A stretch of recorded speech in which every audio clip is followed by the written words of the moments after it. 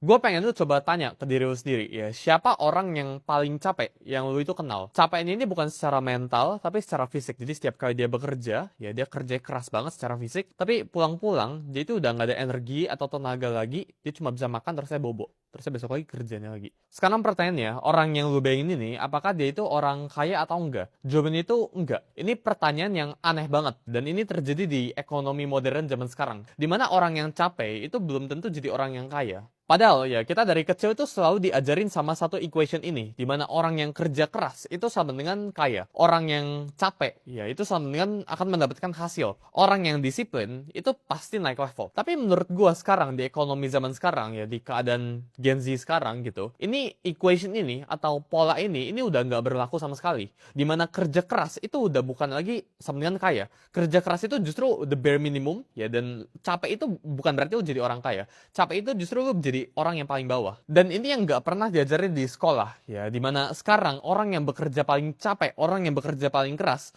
itu justru akan jadi orang yang paling stuck, atau orang yang nyangkut di hidupnya. Dan sepanjang 7 tahun perjalanan gue ini, ya gue itu belajar baik banget tentang hasilin uang. Dan kemarin gue itu buat video tentang 6 level dari cara kalian menghasilkan uang. Nah sekarang pertanyaannya, lu yang bagian mana? Ya lu di level 1 atau level 6? Again, nggak semua orang itu harus ke level 6, tapi at least lu bisa keluar dari level 1 sama level 2. Level pertamanya itu tenaga. Dan dalam video ini gue pengen breakdown ke kalian secara detail, karena video kemarin itu nggak cukup tentang level menghasilkan uang pakai tenaga kalian. Dan gimana cara kalian naik level ke level kedua. Gue kemarin bilang ya, kalau 99% orang itu nyangkut antara di level 1 atau di level 2. Level 1 itu tenaga. Lu menjual tenaga lu untuk mendapatkan uang.